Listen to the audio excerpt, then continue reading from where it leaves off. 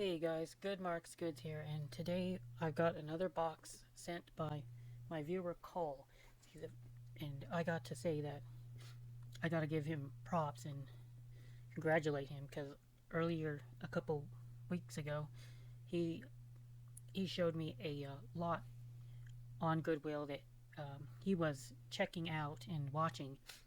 And don't you know it? He sent it to me, and I immediately, we both knew this, but there was a huge pile of sterling silver in the bottom corner of that lot, and we could just tell. And sure enough, he came out with a $600 or so score with plenty of high quality plated trays. So he went ahead and sent me a box of plate as a thank you to me. So I do appreciate it so much, Cole. Thank you. And keep killing it out there. And thank you for watching my stuff. I'm very proud that somebody could learn from my my knowledge and use that to help themselves out and accumulate silver and make a little bit of spare money, spare cash. So it gives me a lot of a feeling of, well, pride and very much and a lot of happiness. So thank you, Cole, for this box. So I'll go ahead and go through it, and we will see if there's anything cool. And I'm sure there's something cool. He estimated retail value of around $200. So let's see. This is a very interesting tray. Would I use this for an ashtray or coin? Maybe a coin dish? Very cool. Unfortunately, there is no company name on it. Hallmark. I wish there was. It is beautiful though. I've never quite seen anything like this before. And it's clearly copper. You can see that copper. Boy, that copper shines through beautifully. Even when plate is running thin on some areas, if it's a purely copper piece, I think it still looks fantastic, even if the plate is starting to thin out. Beautiful. So I've seen these before. This is a Ronson. No, it's not. I thought it was a Ronson lighter. Oh, okay. No, this is not a Ronson lighter. This is a toothpick holder. It's a fancy toothpick holder. Maybe somebody would want it. And it's marked Japan. And there's a net company name. Right. I can't make it out though. Sikkr? I don't know. Japanese toothpick holder. Cool. So we got these spoons, souvenir spoons. I do find some of the souvenir spoon lots are very cool when you can find them for bulk. Sometimes you can find 800 silver or 830 silver in those spoons that Goodwill thinks is plate. And look at that one. This is a pretty spoon. Makba?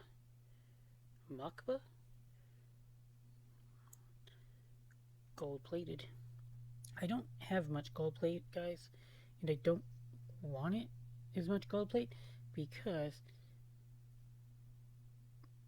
the amount of gold that they put on plating is minuscule, and that's kind of funny coming from somebody who wants silver plate. But I've done my research, and this amount of silver that they plate pieces on is not minuscule, it is substantial. But the only problem is that since silver is much cheaper and much more undervalued, then that is why it is not worth scrapping it. But there will be a time when that 1% to 1.3, I believe it's about 1.3 to 1.5% standard plating if the piece is in good shape, that the plate is not thinning or flaking off, you're going to get around 1.3% by mail in bulk as a rule. So that's why I like Silverplate. Every 100 pounds I buy is one day going to be about 1 pound and 4 ounces ish. 1 pound, about 15, 16 ounces of silver per pound, per 100 pounds purchased. That is slowly adding up, and one day it will be economical to pull that off. Alright, this is a berry spoon. I've seen these before. They are quite elaborate. And they're very heavy. Usually they're made in Italy, I believe. But of course not all of them are going to be made in Italy. So we got EPNS England. Okay. And it is marked nickel silver.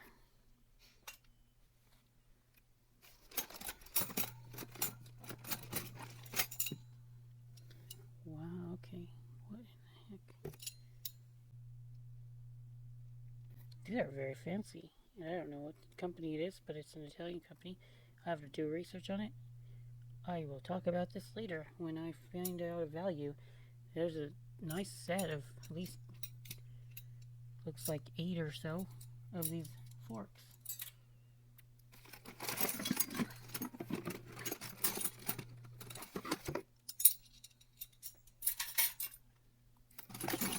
Forks.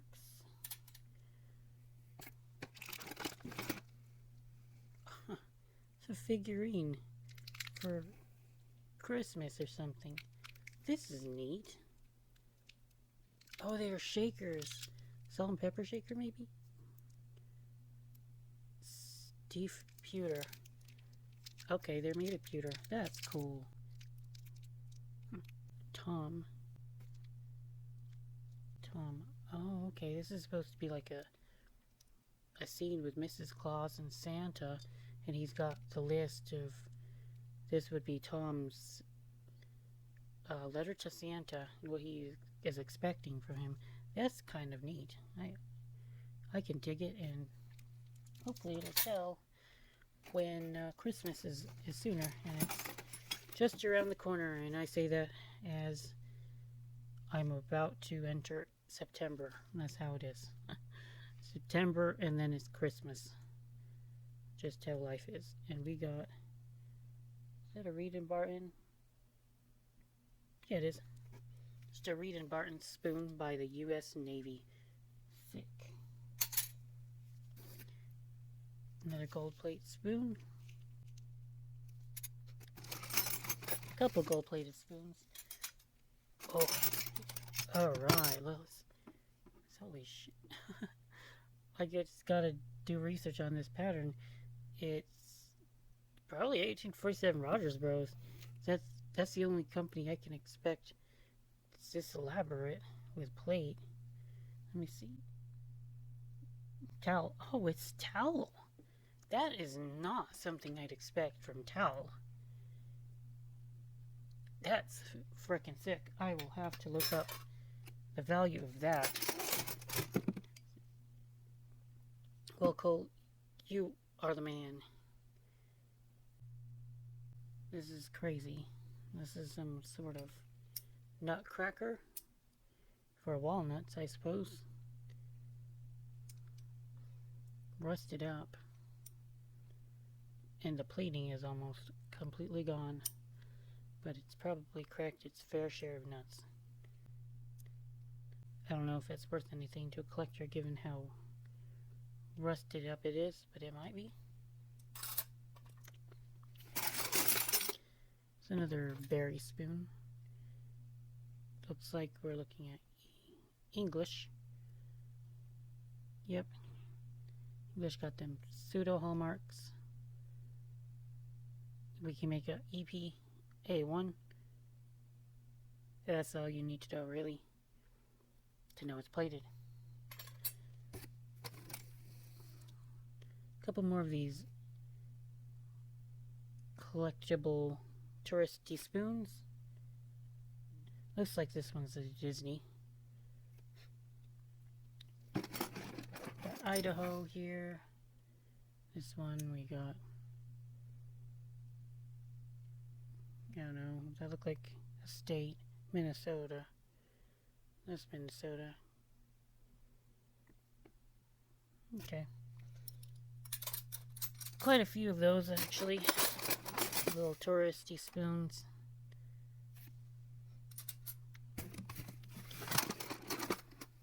Now this is probably a Ronson lighter. Omskalite. Well, it's not Ronson, but it is a lighter. It's a table lighter. These are still worth something. Little pewter spoon. Another one of those forks by the Italian company. Well, I'll have to look that up. Now, this looks like the gist of the box, guys. The meat and potatoes of it. Ooh, I like these flowers. These forks and spoons that are like elaborate and these are usually made in Holland. So, oh no, this is Reed and Barton. They'll stand on its own too. Hopefully there's an entire set of those. I think they call them Harlequin. Okay, this is another one of those Harlequin pieces. We got another one of, yep, another Harlequin piece. I'd estimate $5 a piece for these. And this is another spoon of some sort. Okay, a president. Is that Jefferson? Well, no, this is Washington. I found others like that before, but this is also, must be Harlequin, Reed and Barton as well.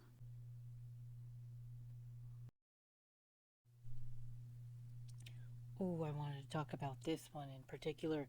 It's Reed and Barton with a mirror stele blade. But the pattern is called Pet. And we see a doggy. Looks like he wants to eat a squirrel. This is such a rare and valuable piece. Thank you, Cole. I would say $20 at least. That's awesome. I might keep it for myself. I don't know. But it's the beginning of a sick collection, though, that's for sure.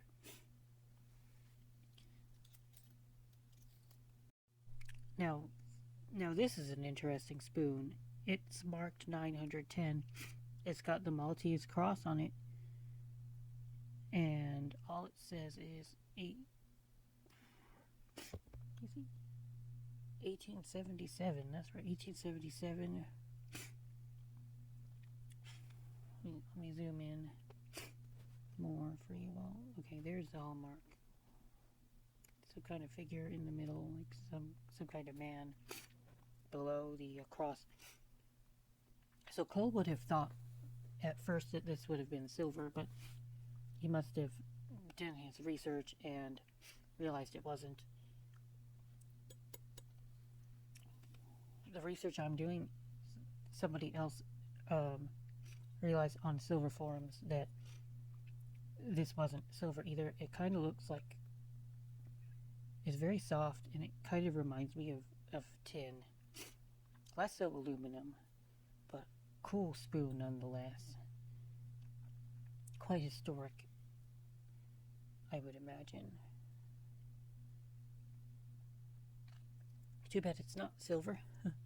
Although Cole would have probably kept anything silver for himself. And I would not be able to blame him for that. He sent me 2 of these Bokeh Rolex spoons. Now Rolex spoons are usually some of the most valuable, relatively common silver plated spoons I can ever that I come across. Each spoon is going to be worth maybe at least somewhere around the neighborhood of $8. Depending on the design and how rare it is, it can go higher than that. You just gotta try to do your research on the design, see what else is selling, how they're doing. You can always overshoot your price and then take offers as they come, or see who's nibbling on a higher price. It's always an option. You don't have to sell your inventory super fast. I don't think so. As long as you are not overextending yourself on your purchases, which you might be doing. Who am I to judge? I do that all the time too. Let's see. Oh, couple more things. Hey, I've got a little cool little ice tongs by WMA Rogers. I've not found that many pairs of tongs by WMA Rogers. Look at the chicken feet, guys. I don't know why they don't do that anymore on Flatware. It looks so funny. Little chicken feet. I have a little section of spoons I was separating out. Look at this one, guys. It's a windmill. There's a little windmill on the top. It looks like a scene on the bottom. The spoon is shaped like a bell. I don't know what we would have used it for. Maybe sugar? I have no idea who manufactured it because there's no name on it. I would like to know more about this spoon. If anybody knows, maybe I'll post it on Reddit and see if they know. Reddit can know some things sometimes. What else? Scotland spoon. That one's pretty neat. It's marked SN. I don't know what SN is. Oh, nickel silver. I'm reading it the other way. This is SN, but it would have been read NS. That's just how how that word looks, or those two letters look the same going both ways. Oh, excuse me, there's something with this Flatware has that one of the handlers of this Flatware used a very strong perfume that I just am having a reaction to. Usually does not happen with Flatware, but there's something new every day. So this is Britannia Plate, guys. I don't find many pieces marked Britannia Plate. Very cool. Britannia is a metal alloy with that they used for base metals. Britannia had tin in it, so it was kind of like I wouldn't say it's pewter. Well, maybe it is similar to pewter, but just know if you ever find Britannia metal, that is a base metal with tin as one of the main components, which is not to be confused with Britannia silver, which is a 95% standard that the British used. These are kind of cool. This one is a New Hampshire, I believe, and this one, it says Ivermon. The heck is that? I don't know where that is. Ivermon. Freedom to Unity. Ivermon. Sorry. Cat is crying. I'm going to let her out to my room. Okay, there it is. The little Los Angeles Biltmore, 1940. Another hotel piece. I love hotel pieces. Thank you, Cole. I will definitely keep this in my collection. I'm starting a little collection of antique hotel spoons and forks and that kind of thing. So I noticed immediately that this was the pattern Adam by Community Silver, which is Oneida, But then I was like wondering where the heck the community marking was on this pair of sugar tongs, and then it took a while, but I eventually found it. Just right there. It's quite hard to see, but right there. Kind of cool and kind of rare to find sugar tongs by Oneida. And Adam is not a bad pattern to find it in. So you can easily see, I can see 15 bucks, maybe a little bit more for that. You just keep learning patterns and they eventually stick to your memory. This one's very distinct, so pretty cool. And then here is a ship of the MS Willem Ruys. The cool thing about this is that this is probably the most valuable piece in the entire box, because this was a very famous cruise ship that was in service for about 60 years. And according to Wikipedia, all I did was a very quick Wikipedia search, and then looked up the value of similar spoons. This spoon was, the ship, not the spoon. The ship was hijacked by the Palestinian Liberation Army in 1985. Pretty fascinating. And then it ended up sinking off the coast of Somalia. So that's really cool, given the history of this spoon and the fact that its quality. We got marked in something 90. Remember, guys, 90 is usually European, and it's a very high quality, thick silver plate, plated very thickly. So we're looking at maybe 25 to 30 bucks, maybe even more. I would just stick it on the internet for more than you expect it to go for, and then see what kind of interest you have, and eventually you can make a good deal.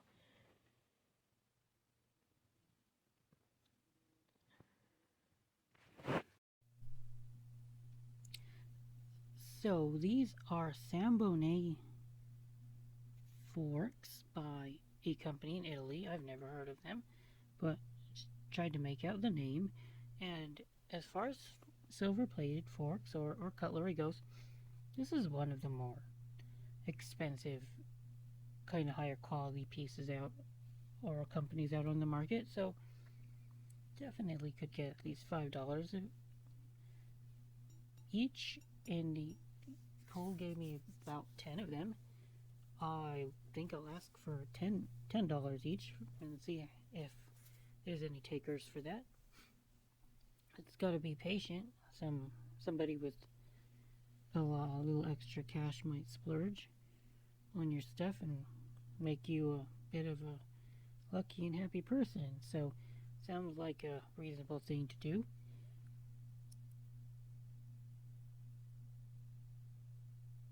I have to say, Cole estimated maybe $150 to $200 retail. After looking at this box a bit more and seeing some of the gems in it, I'd have to go a little bit higher and estimate maybe $300 retail. So he outdid himself. I'm not surprised. I knew it would be a great box, and I'm just floored that you sent this stuff to me, Cole. I will try to make some sales off of it, and we'll just keep an eye on more silver plate, bro. Thank you. I would estimate that you've got at least 150 to 200 bucks retail for all this stuff. That's what I would expect to be able to sell this for. So thanks, bro. Keep crushing it out there. And I'm happy to talk to anybody who watches my videos discussing silver plate, discussing how to find sterling in these boxes. And I'm very glad that one of my viewers is taking a liking to this stuff. Alright, good marks, goods out.